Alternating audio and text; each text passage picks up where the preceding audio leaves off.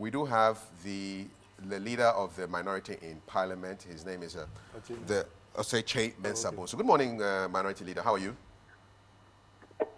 Good morning, sir. Welcome to GH1 TV. This is Kafui. I'm good. Fantastic. So we were talking a moment ago about issues of coverage of campaign tours in an election year. And Professor Kakare made some comments about that. And the general feeling is that there should be more attention paid to opposition campaigns instead of the incumbents' campaign. What are your general thoughts to that position? Well, the Constitution is emphatic on this, that the state media should be very equitable in their dealings with all political parties, and that it should provide equal space for both government and opposition parties. Unfortunately, the ruling party, and let me generalize it, ruling parties have a way of resorting to all manner of subterfuge, and the state media also panders to the whims and caprices of the ruling parties, the ruling administrations, I should say. I remember in the early days, the NDC Mark 1 days, lots of hue and cry were raised, and the party at that time, the administration at that time, did beat a quick retreat. Remember those days, Chronicle was at the forefront, and whenever we had functions, they would even go to the extent of providing the numbers of state vehicles that have joined the campaign trail of Rawlings at that time. And then, so eventually, they started beating a retreat. Unfortunately, we are relapsing and going back. So it's not only even the concentration of the state media on the ruling administration, but even the ministries. The president is going somewhere, and all ministers are following. They are using state vehicles, fueled, serviced, repair-driven at the expense of the state. And they are doing that all because they want to appease the president. It's most improper. And the state media they provide space to them.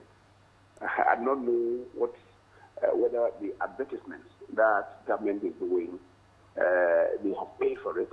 If they have, the GBC should really be floating now in billions of Ghana cedis. I do not know whether they are paid. And these are matters that concern all of us as a people, because the state media is the property of the state and not the ruling administration.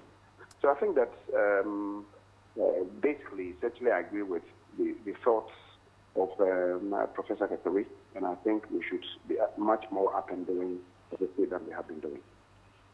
Mr. Mensah Bonsu, so as the leader of the minority in parliament, beyond speaking to us on this issue, can you seek redress anywhere? I mean, if you have reason to believe that... Hasn't this been done before? This has already been done before. There is a ruling on it, by the Supreme Court when Kyei Mensah endorsed the course on this. And the court came out with a bold pronouncement that they should be equitable, they should provide equal space. And yet you have people at the helm of affairs now who, because they themselves are appointed more or less by the state, would want to pander to the whims and caprices of the state. You see, it is the reason why some of us have been advocating that the constitutional dictator that we have created in our president by the 1983 Constitution, we should replicate the Constitution to curb the powers of the president. Because you see, the powers of the president under this Constitution are so profound, so remarkable, that the power of appointing people to positions are more or less unfitted.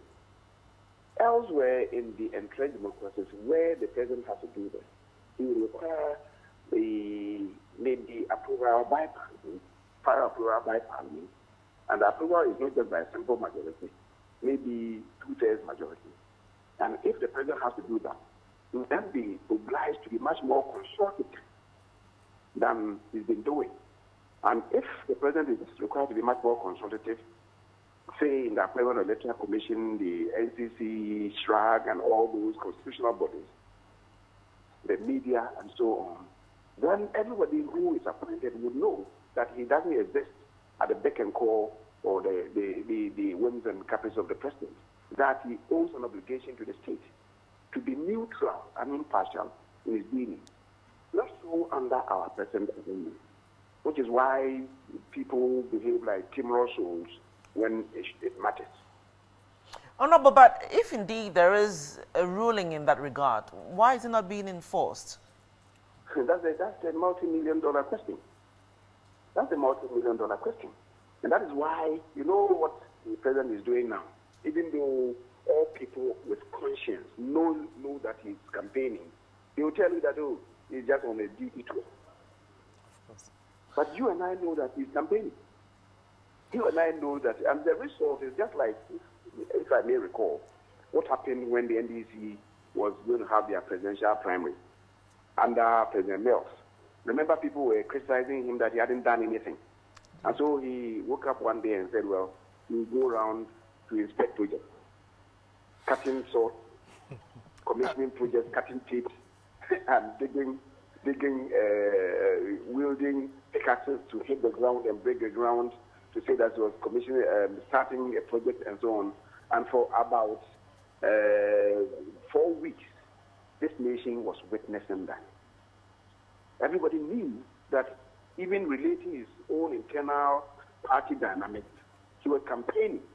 Right. Yet the rest of his competitors couldn't do anything. That is what we are witnessing again. President John Mahama is repeating just what President Mills did. Okay. Rechristening it, touching souls, and whatever he's saying. Right. Everybody knows he's on the campaign trail. Let's call a spade a spade. And if that is done, okay, then the people then will be required to sit up. But they know what they are doing. Mr. Mensah Bonsu, fine. He says he's not campaigning. You think he's campaigning. Bottom line, how, and I know you're not the campaign manager, but how is the MPP countering this? Come again? How is the MPP strategy to get the message out there, facing, in the midst of all these challenges, you're not getting the airtime you want? How has your campaign strategy changed? I know you're not the campaign manager, but how do you deal with this overwhelming media support for the incumbents? Well, as I've said, the chicken testing will come home to roost. We believe that ultimately it is the ground that matters. And our campaign is towards reaching those at the very bottom of the ladder. They are the people who vote. And so it's important for us to also send our messages there. But it is not entirely true that the number of times that you send your messages to the people is the number of response that you may even attract. So you need to package your message well. You need to know the message that you have to deliver, the message that you think will touch the hearts and minds of the Ghanaian people. If you are accounting to the people, what is the livelihood of the people? Are you accounting to the people of their livelihood? Who have a message to get to the heart and mind of the people, not the cacophony that they are witnessing.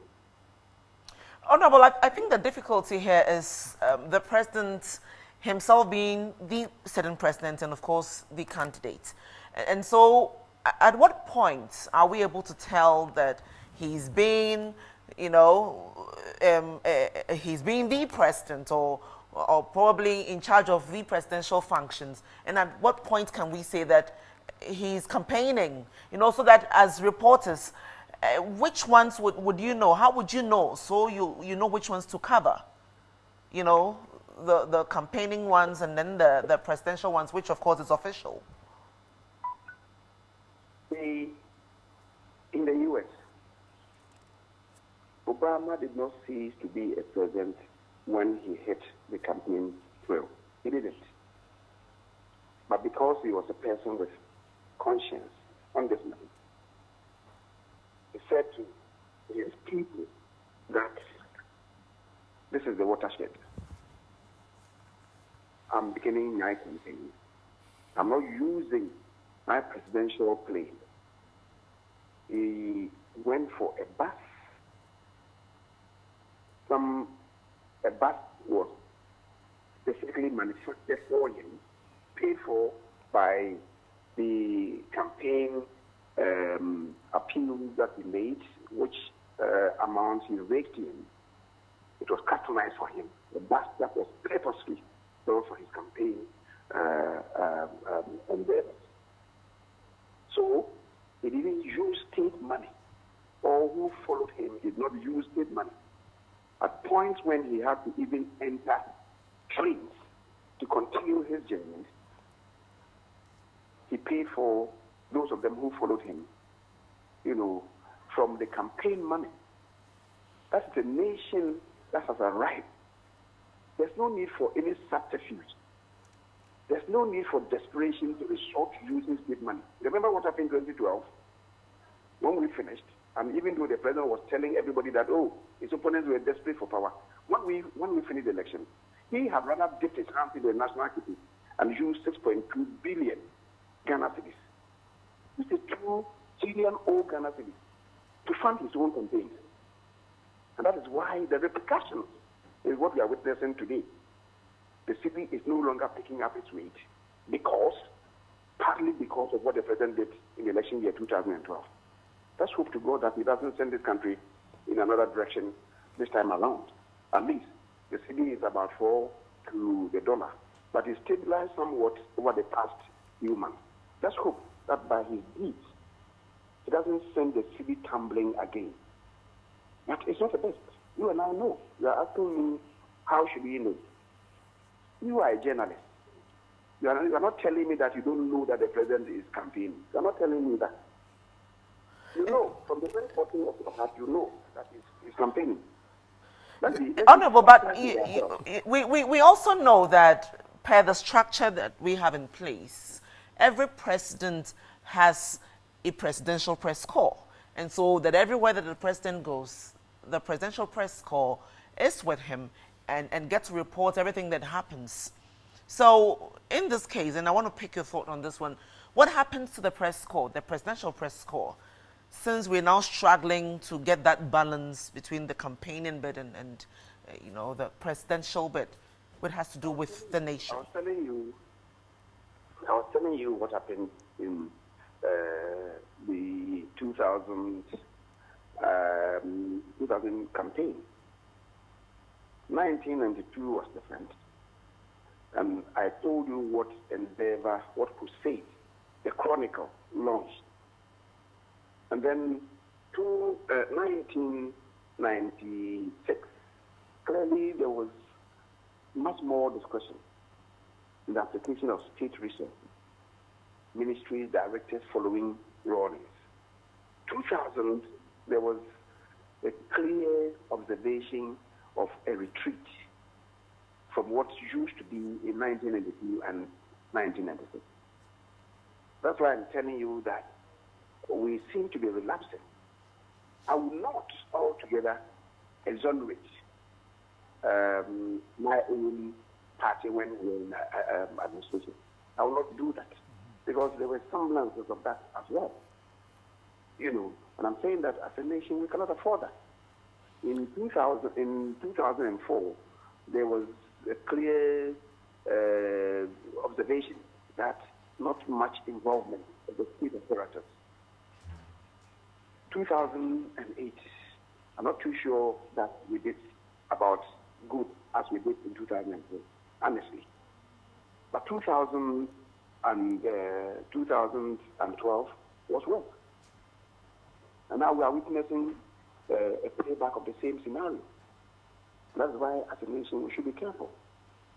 So for you, the presidential press corps should go to bed for now? I'm saying that there comes a time when you also have to apply your God-given conscience to know that what we are doing is not the best.